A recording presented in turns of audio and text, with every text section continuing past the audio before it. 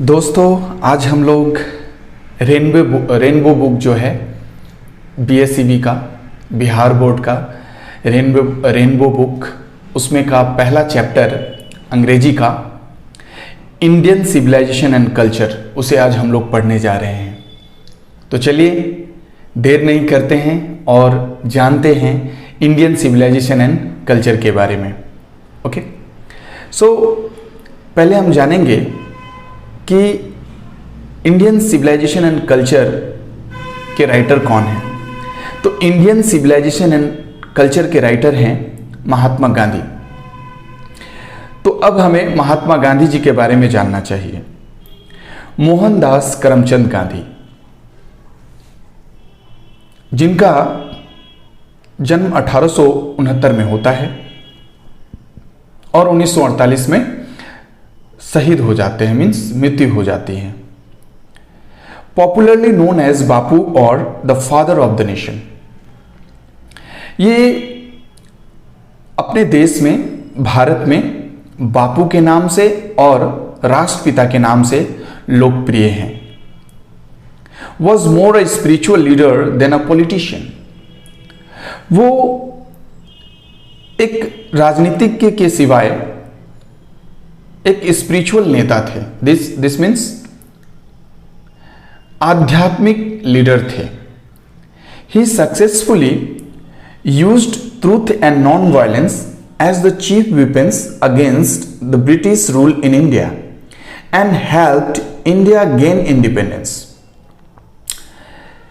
इनका मुख्य हथियार जो था सत्य और अहिंसा था, ट्रूथ एंड नॉन वायलेंस। ये दो हथियार, ट्रूथ एंड नॉन वायलेंस, इनका मुख्य हथियार था, चीफ वेपन्स था। ये किसके अगेंस्ट? ब्रिटिश रूल के अगेंस्ट, मीन्स ब्रिटिश शासन के विरोध में इन्होंने सत्य और नॉन वायलेंस, मीन्स कहते हैं अहिंसा, इसका उपयोग करके इन्होंने क्या किया? भारत को आजाद कराया। From 1915 till 1948 he completely dominated Indian politics। 1915 से 1948 तक ये भारतीय राजनीति पर इनका दबदबा बना रहा। मीन्स इन्होंने भारतीय राजनीति पर इनका पकड़ बना रहा।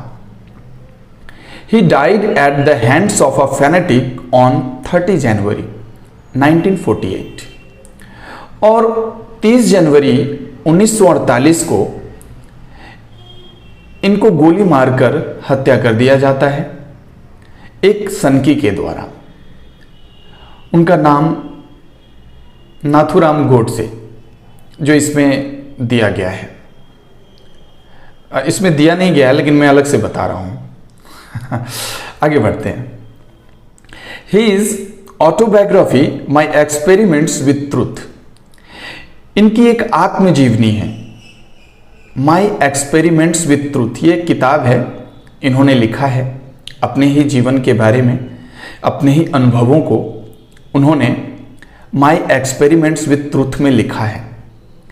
And the numerous articles that he wrote for young India and the speeches that he delivered on different occasions reveal him not only as an original thinker but also as a great master of chess। इस पर ध्यान दीजिएगा। उन्होंने my experiments with truth तो लिखा ही था, साथ ही साथ कई सारे आर्टिकल्स भी उन्होंने लिखा था। किसके लिए? यंग इंडिया के लिए, मतलब युवा भारत के लिए। और न जाने कितने सारे भाषण इन्होंने दिए हैं अलग अलग अवसरों पर, जिससे ये पता चलता है कि वो न केवल एक सटीक विचारक थे बल्कि पुरुषत्व के मास्टर थे, मालिक थे। पौरुष उनके अंदर पूरा भरा पड़ा था। आइडियोमेटिक इंग्लिश का प्रयोग करते थे। In the following extract Indian civilization and culture, अभी जो हम लोग देख रहे हैं इंडियन सिविलाइजेशन एंड कल्चर, इसमें गांधी जी ने बताया है about the sound foundation of Indian civilisation which has successfully withstood the passage of time. इन्होंने ये बताया है कि भारतीय सभ्यता जो है समय के साथ सफलतापूर्वक आज भी हमारे इस विश्व में कायम है। आज भी इंडियन सिविलाइजेशन एंड कल्चर का अस्तित्व बरकरार है। The western civilization which has the tendency to privilege materiality cannot match the Indian civilization that elevates the moral being। आप जरा इस पर ध्यान दीजिएगा, यहां पे तुलना किया गया है वेस्टर्न सिविलाइजेशन का इंडियन सिविलाइजेशन के साथ, और यहां पर हम लोग देख रहे हैं कि जो वेस्टर्न सिविलाइजेशन है वो इंडियन सिविलाइजेशन के सामने फीका पड़ रहा है। Means western civilization completely develop किया गया है मटेरियलिज्म पे। मीन्स वेस्टर्न सिविलाइजेशन मटेरियलिज्म को फॉलो करता है और इंडियन सिविलाइजेशन स्पिरिचुअलिटी को फॉलो करता है, जिसमें मोरल बीइंग का डेवलपमेंट होता है। राइट। तो हम दो बात यहां कह सकते हैं कि western civilization completely based on materialism and Indian civilization completely based on spiritualism. तो यहां पर जो वेस्टर्न सिविलाइजेशन है इनका जो टेंडेंसी रहा है, ये लोग ज्यादातर ध्यान किस पे देते हैं? मटेरियल लाइफ पे देते हैं। लेकिन भारतीय सभ्यता और संस्कृति में स्पिरिचुअल लाइफ को ज्यादा वैल्यू दिया जाता है, ज्यादा तवज्जो दिया जाता है ना, जिससे कैरेक्टर का निर्माण होता है। तो हम लोग अभी ये जान पा रहे हैं कि महात्मा गांधी का जो विचार है इंडियन सिविलाइजेशन एंड कल्चर को लेकर के अभी हम लोग समझ चुके हैं। अब चलते हैं हम लोग चैप्टर की तरफ। ध्यान से सुनिएगा आप लोग, चैप्टर बहुत ही इंपॉर्टेंट है और इंटरेस्टिंग भी है। Indian civilization and culture. I believe that the civilization India has evolved is not to be beaten in the world. Nothing can equal the seeds sown by our ancestors। आई यहां पे महात्मा गांधी हैं। महात्मा गांधी जी विश्वास करते हैं कि भारतीय सभ्यता जो है भारत में ही क्या पूरे विश्व में कायम है, क्योंकि विश्व में इस सभ्यता का बोलबाला है ना। ये सभ्यता बहुत डेवलप किया हुआ है, बहुत स्ट्रॉन्ग सभ्यता है ये विश्व का। इसीलिए कहा गया है कि विश्व में ये सभ्यता पिटा नहीं है। क्यों नहीं पिटा है? क्योंकि यहां जो इस सभ्यता के, जो भारतीय सभ्यता के जो पूर्वज लोग थे, उन लोगों ने जो बीज बोया है इस भारत भूमि में, उसका बराबरी कोई भी देश नहीं कर सकता है। जैसे Rome went, Greece shared the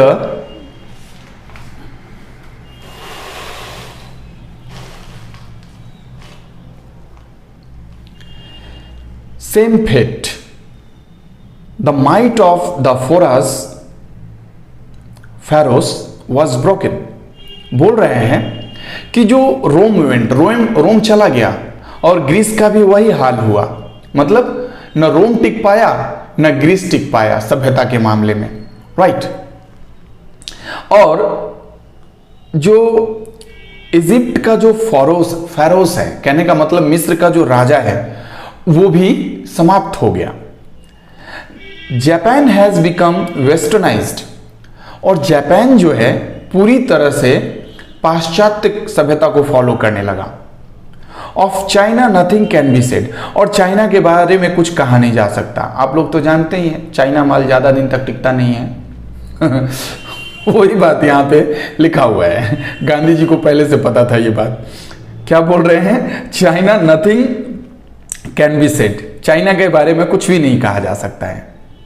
but India is still, लेकिन भारत अभी भी बरकरार है। भारत की सभ्यता अभी भी बरकरार है।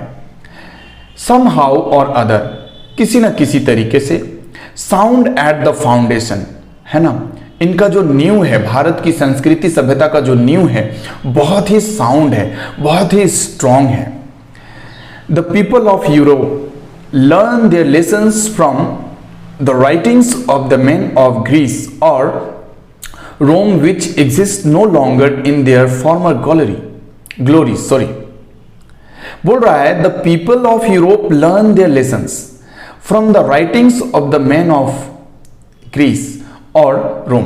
कहने का मतलब जो यूरोप के जो लोग हैं उन लोगों ने ग्रीस से और रोम से, उनके यहाँ के जो लिपि है, राइटिंग्स है, वहां से उन्होंने बहुत कुछ सीखा है, लेकिन वो अब उनको कोई काम नहीं आने वाला है। जो उसको उसके फॉर्मल ग्लोरी है उसको वापस नहीं ला सकता है। In trying to learn from them the Europeans imagine that they will avoid the mistakes of Greece and Rome। और ये लोग ये जो लोगों का लर्निंग का जो क्रिया है ना, सीखने का जो क्रिया है, वो सीखने के क्रिया में ये लोग सोच रहे हैं कि जो ग्रीस और रोम ने जो गलती किया है उसको ये सारे यूरोपियंस लोग क्या करेंगे, डिवॉइड या अवॉइड कर देंगे, मतलब दूर कर देंगे। बट ऐसा नहीं होता है। गलती एक बार हो गई तो हो गई, उसको आप सुधार नहीं सकते हैं। ठीक है, जो गलतियां पास्ट में हो गई हैं वो हो गई हैं, वो इतिहास में आ गया और इतिहास को बदला नहीं जा सकता है। राइट, मतलब जो बीती हुई घटनाएं हैं, वो जो बीती हुई घटनाओं से हम लोग सीख सकते हैं, लेकिन जो बीती हुई घटनाओं में जो गलतियां हुई हैं वहां जा करके हम लोग उसको ठीक नहीं कर सकते। मतलब टाइम मशीन में हम लोग घुस करके पास्ट में जो घटना हुआ है उसको ठीक नहीं कर सकते हैं, ये बताया गया है। सच इज देयर पीटिएबल कंडीशन, और यही उन लोगों का दयनीय अवस्था है। आज पूरी तरह से हम लोग ये कह सकते हैं कि विश्व में कई सारे, है ना, कई सारे, कहने का मतलब कई सारी सभ्यताएं हैं, अलग अलग देश में अलग अलग सभ्यता है। वो सारे सभ्यताएं जो हैं वो सब धीरे धीरे नष्ट हो चुका है, लेकिन आज भी भारत की जो सभ्यता है बरकरार है। दूसरा पैराग्राफ हम लोग देखते हैं। In the midst of all this, India remains immovable and that is her glory। ये लाइन बड़ा ही इंपॉर्टेंट लाइन है, आप सब लोग इसको अंडरलाइन भी कर सकते हैं आप लोग, है ना। बहुत ही इंपॉर्टेंट लाइन है, VVI लाइन है ये। अक्सर ये लाइन पूछा जाता है एग्जाम में। राइट, हमारे जो विद्यार्थी मित्र लोग हैं, है ना, उन लोगों के लिए लाइन बड़ा ही इंपॉर्टेंट है। इसमें बताया गया है in the midst of all this India remains immovable and that is her glory. इन सबके बीच में भारत जो है ना अटल है और यही इसकी सुंदरता है। ये जो भारतीय सभ्यता और संस्कृति है ये इमूवेबल है, अटल है, इसको कोई हटा नहीं सकता, इसको कोई डिगा नहीं सकता, ये अड़िग है, ये टिका हुआ है, ये बरकरार है, इसको कोई हटा नहीं सकता है। It is a charge against India that her people are so uncivilised, ignorant and stolid. और ये बात भी सही है कि भारत के ऊपर हमेशा से आरोप लगता रहा है कि भारतीय लोग जो होते हैं अशिक्षित होते हैं, इग्नोरेंट होते हैं, स्टोलाइड होते हैं, मीन्स बेवकूफ होते हैं, अशिक्षित होते हैं। ये कई सालों से भारत के ऊपर ये एक तरह का लालछन या आरोप लगता आ रहा है। That it is not possible to induce them to adopt any changes. और ये बताया जा रहा है कि ये लोग इतने मूर्ख हैं, इतने अनसिविलाइज्ड हैं कि ये लोग अपने अंदर किसी प्रकार का कोई बदलाव नहीं चाहते हैं। ये संभव ही नहीं है इनके अंदर बदलाव होना। ये सब दूसरे विदेशी लोग जो है इनके ऊपर, भारत के ऊपर चार्ज लगाते हैं, आरोप लगाते हैं कि भारतीय लोग अपने में परिवर्तन नहीं लाना चाहते हैं। अरे विदेशियों को तो ये बात भी पता नहीं है कि भारतीय सभ्यता, है ना, दुनिया का सबसे प्राचीन सभ्यता है और इसकी जो सुंदरता है, इसकी जो ग्लोरी है, इसका तुलना किसी के साथ नहीं है। It is a charge really against our merit. पता है, इस लाइन में ये बताया गया है कि एक तरह का ये चार्ज है, ये एक तरह का आरोप है जो हम लोगों के दक्षता के ऊपर प्रश्न चिन्ह खड़ा कर रहा है। What we have tasted and found true on the anvil of experience, we dare not change। जो कुछ भी हम लोगों ने टेस्ट किया है, जो कुछ भी हम लोगों कहने का मतलब भारतीयों ने जो कुछ भी टेस्ट किया है, अनुभव किया है ना, वो जो अनुभव है, उस अनुभव के आधार पे ये भारतीय लोग अपने अंदर बदलाव नहीं लाना चाहते हैं। Many thrust their advice upon India and she remains steady।